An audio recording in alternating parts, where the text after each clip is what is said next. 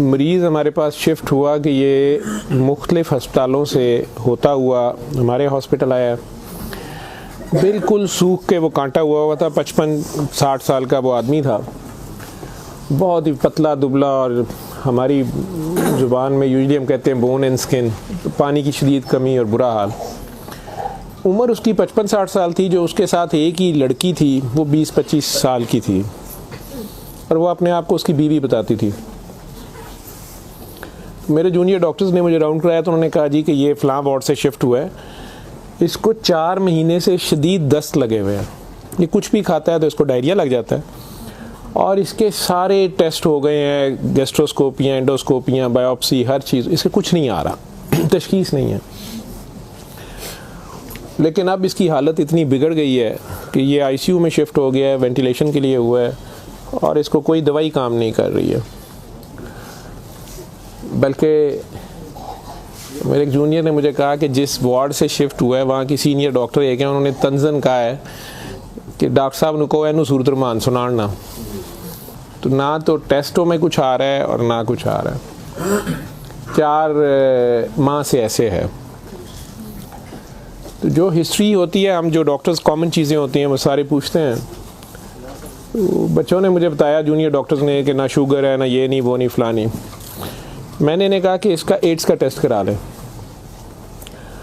तो बच्चों ने कहा कि जी पिछले साल इसका एड्स का टेस्ट मेयो हॉस्पिटल में हुआ था, तब भी इसको इसी तरह डायरिया लगा था और वो नेगेटिव है, और लेकिन पिछले साल फिर ये डायरिया ठीक हो गया था 2-3-4 माह के बाद, फिर ये बहुत बेहतर हालत में हो गया था, लेकिन अब फिर इसको 4 माह से ये है और अब इसकी ये हालत हो गई। अब ये बेहोश था वो, खैर वेंटिलेटर पे चला गया, लेकिन मैंने फिर भी उसका एड्स का टेस्ट भेज दिया कि ये भेजो उसकी बीवी का।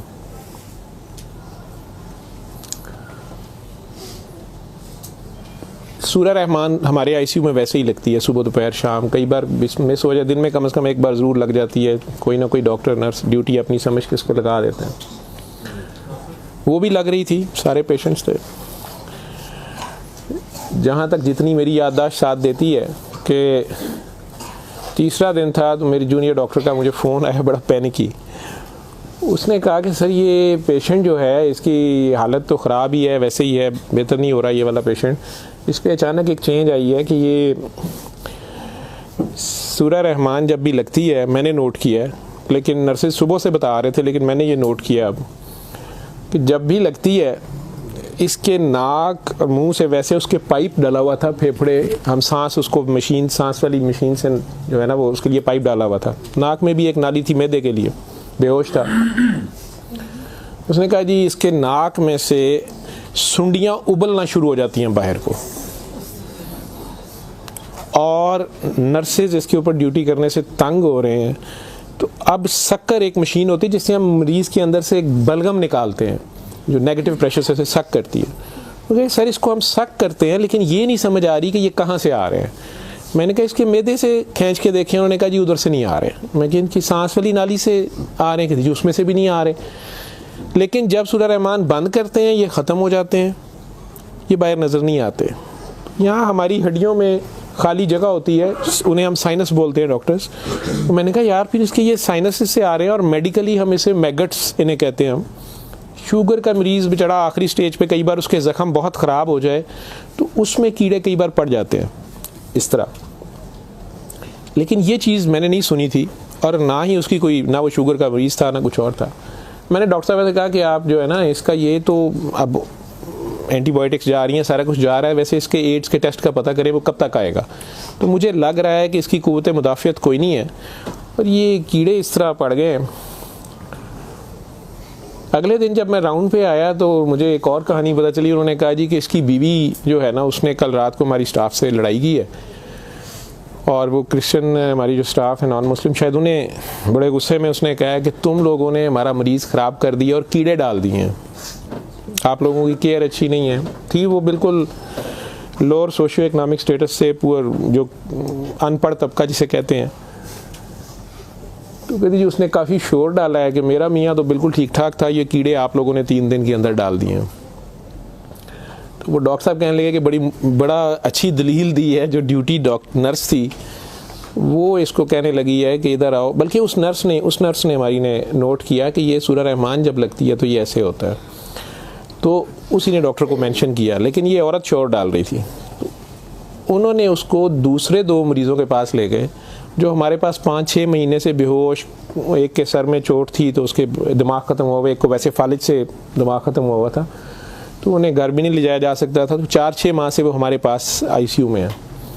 तो उन्होंने उन्हें कहा कि ये देखो, अगर कीड़े पड़ने होते तो ये 6 महीने से हमारे पास हैं, तो इनके तो ज़ख़म भी नहीं है, पीछे बेड सोर बन जाते हैं, कुछ भी है, तो आपके मरीज़ को ये हमने 3 दिन में करना था, तो इनकी कोई बीमारी ऐसी है और हमें एड्स वाला वो जो भी उन्होंने कहा कि जो टेस्ट हमने आपको दिए हैं ना कि करा के लाएं बाहर की लेबॉर्ट्री से या कहीं अंदर से, वो हमें ला के दो जाम से रिपोर्ट है। उसने कहा जी वो काफ़ी वैसे एग्रेसिव है, तो लेकिन उसके अलावा कोई और रिश्तेदार इसका है ही नहीं है और वो कोई चीज़ ला भी नहीं रही, दवाइयाँ भी हमने खुद अपने फंड से शुरू कर ली हैं, इसका करना क्या है। और मसला ये है कि ये जिस वक्त सूरह रहमान लगती है तो ये कीड़े इसके अब तो आंखों से भी कुछ निकले हैं, तो इसके नाक और मुंह से उबलना शुरू हो जाते हैं, लेकिन जब हम बंद करते हैं थोड़ी देर बाद वो मुंह में कहीं नज़र नहीं आते। तो हमारा ये ख्याल था कि सूरह रहमान बंद कर देते हैं। इसकी बीवी ने भी कहा कि ये तुम लोग फिर बंद करो, पता नहीं क्या तुम लोग लगाते हो। तो वो जो हमारी नॉन मुस्लिम सिस्टर थी, उन्होंने उसे कहा कि मेरी बात सुनो, मुझे नहीं पता इसे क्या बीमारी है, लेकिन वो इसे प्रेयर कहती थी। उन्होंने कहा जब ये प्रेयर लगती है ना, ये कीड़े इसको छोड़ के भागते हैं, ठीक है, तो मैं तो कहती हूँ इसको 24 घंटे यही सुनाई जाओ। जब मैंने ये बातें सुनी तो खैर मैंने कहा कि इसकी बीवी को कहो कि वो रिपोर्ट का या हमें रिसीट दे दें, हम खुद अपने तौर पे पता कर लेते हैं। वो मेरे राउंड करने के बाद वो बंदी खुद ही आ गई मेरे पास। वो मुझे नहीं पता था कि वही सिस्टर ने उसकी बिठा के कहीं काउंसलिंग की थी। उसे उन्होंने कहा कि इसको हमें शक है कि एड्स ना हो, कि इसकी कुव्वत मुदाफ़ियत नहीं है, इस तरह कीड़े इसको पड़ गए हैं, कुछ हो गया, शायद कमज़ोरी से हो गया, बीमारी की कमी से हो गया, तो ये उसका हम पता करना चाह रहे हैं। अदरवाइज़ तो जो दवाइयाँ हैं वो वही रहनी है। कुछ तरह की उसने बात की, कहती कि वो डर गई है थोड़ी सी और वो कहती मैंने बड़े डॉक्टर साहब से कोई बात करनी है। बहरहाल अब मुझे जितना याद है, मैं 1 साल बड़ी सोचा इसके ऊपर कि मैं इसको बयान करूं या ना करूं लोगों के सामने। उस औरत ने बड़ी खौफनाक कहानी मुझे सुनाई। जब उसे ये डर पड़ा ना कि इसको एड्स ना हो और उसको ना एड्स लग गई हो, अब वो मुझे कहने लगी इधर कमरे में आके कि डॉक्टर साहब ये जो मेरा मियाँ है ना, ये असल में जादूगर है। मैंने कहा आपने तो पहले दिन लिखवाया कि ये रिक्शा चलाता था और रिक्शा ड्राइवर है। उसने कहा जी ये रिक्शा ड्राइवर तो है, लेकिन ये जादूगर है, काला जादू करता है, लेकिन करता कुरान से था। मुझे हंसी आ गई, मैंने कहा कुरान से काला जादू कैसे हो सकता है। बहरहाल टू कट इट शॉर्ट, उस औरत की हमारे वो डॉक्टर्स ने मुझे, चूँकि वो वीडियो मेरे पास वो सिर्फ पड़ी है जिसमें वो कीड़े प्लेट में हमारी उसे हम डिश कहते हैं, उसमें वो निकाल के वो डाल रहे थे, तो मुझे उन्होंने भेजे कि इसका करना ये क्या है।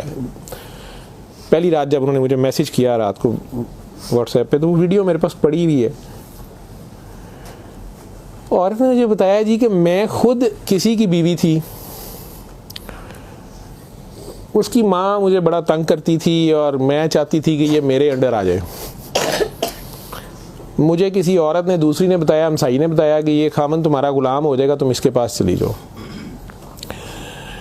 बाकी तफसीलात में मैं नहीं जाता, जो कुछ उसने मुझे बताया, उसने कहा जी कि ये इसका जादू का तोड़ ही नहीं था और इसका काम लाजमी इसका होता था, ये जैसे भी करता था। तरीकाकार उसने क्या कहा जी, इसने कमरे में अंदर एक गाँव तकिया रखा होता था, उसके ऊपर इसने वो जिस तरह स्माइली होता है, जो मुझे समझ आई कि उसने कोई बुत सा बनाया हुआ था, उस कमरे में ये बैठाता था और वो लोगों को पहले तो कुरान शरीफ भी पता नहीं पढ़ने वो कहता था, कुछ करता था, फिर उनकी बात सुनता था, सारा कर करा के जो मुझे उसका तरीका वारदात समझ आया या जो भी था।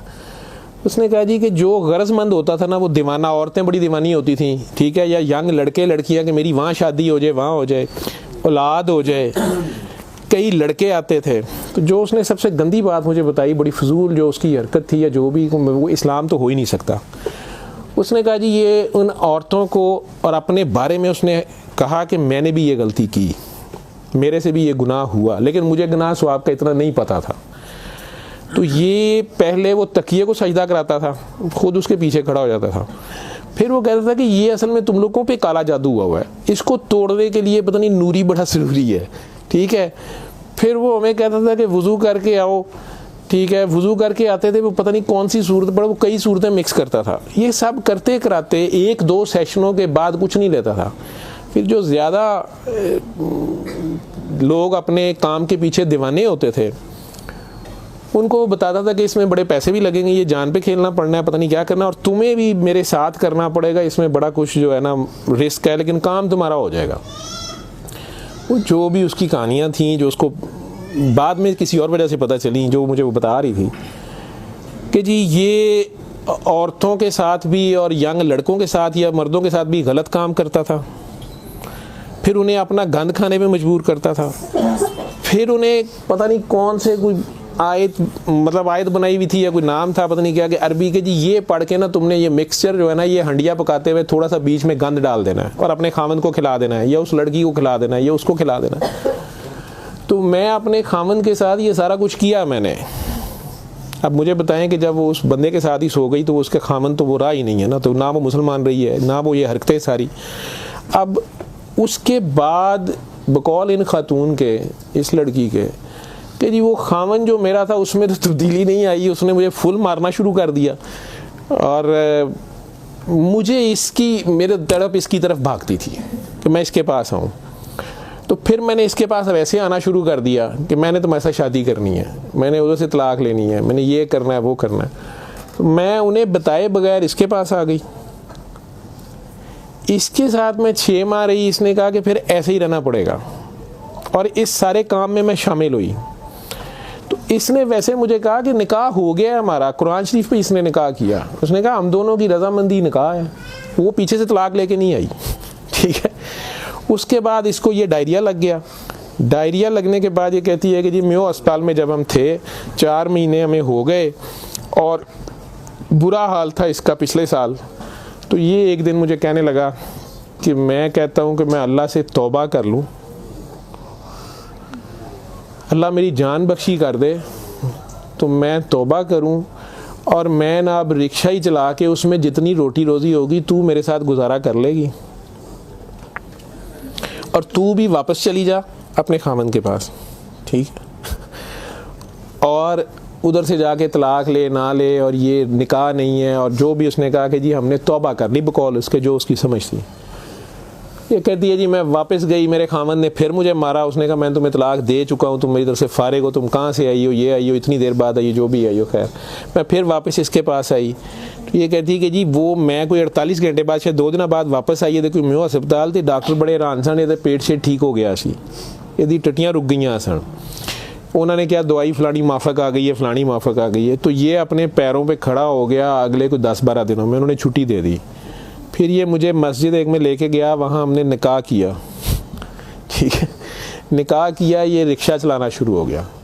तो डॉक्टर साहब 6 महीने इन्हें बड़ी मेहनत की थी, रिक्शा भी चलाया, मैं भी कदे सुखी गिली खांदे सा चंगा भला सी। पर डॉक्टर साहब दुनिया बड़ी जालम है, यदी शोहरत सी दुनिया पिछे पैंदी सी, कहना सी मैं काम छड़ छड़िया है। डॉक्टर साहब हूँ फिर एक बच्ची आई, तो बड़ी सोहनी सी, वो बड़ी रोंदी सी, ਉਹਦਾ पता नहीं की मसला सी। डॉक्टर साहब ने ਉਹਦੇ ਨਾਲ फिर वही काम शुरू कर लिया। इन्हें फिर वही काम शुरू किया है। मैं ਇਹਨੂੰ पहले कहती रही हाँ, लेकिन डॉक्टर साहब ਇਹਦੇ 'ਚ पैसे बड़े आते सन। ਉਹਦੇ बाद हूँ 4 महीने तो ये इसकी ये हालत है, और अब ये बेहोश है। अब मैं अल्लाह से तौबा करना चाहती हूँ, अल्लाह मुझे माफ़ कर दे, मुझे तो समझ नहीं थी, तो मुझे माफ़ी ले दें, और इसका अब क्या बनेगा और क्या नहीं बनेगा। मैंने ये काफ़ी बीच में से सेंसर करके आप लोगों को सारी बात सुनाई है। और मुझे कहती है जो कीड़े इसके अंदर से निकलते हैं ये क्यों आ रहे हैं, ये कहाँ से आ रहे हैं। मैं कि बीबी ये, मैंने उसे साइनसेस वगैरह समझाया। मैं कि ये इसके बहुत ज़्यादा खून की कमी है, इसके अंदर जरासीम पड़ गए हैं, जो भी। मैं डॉक्टरी तो मैं उसे और क्या मैं उसे कहता।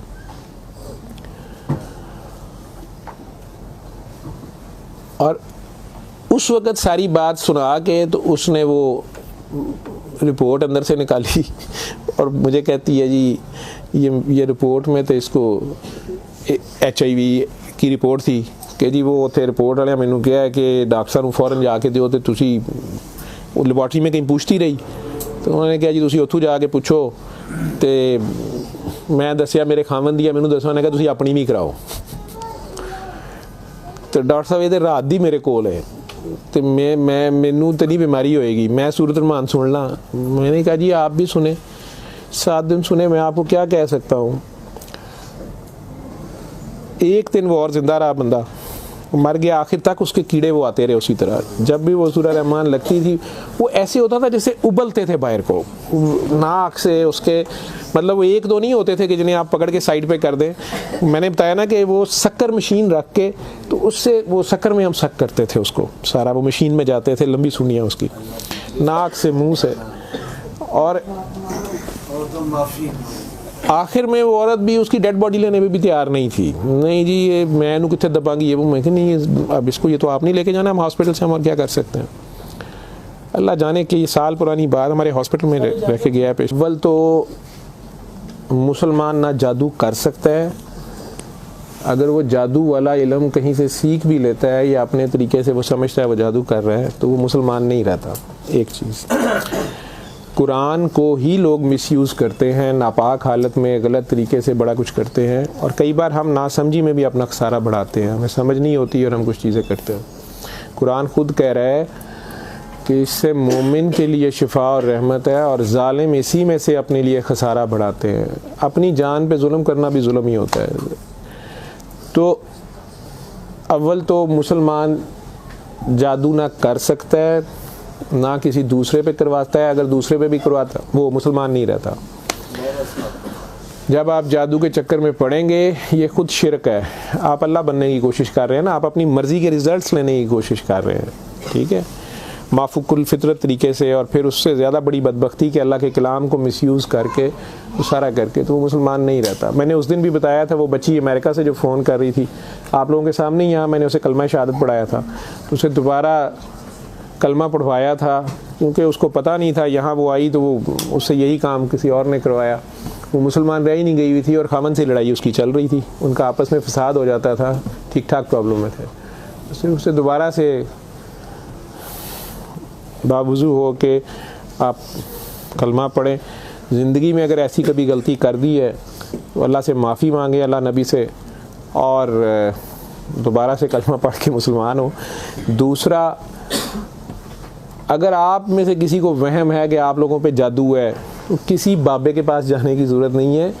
ये तो फटाफट आप लोग कहते हैं कि जादू बरहक है और जी जादू नबी करीम सल्लल्लाहु अलैहि वसल्लम पे भी हो गया था।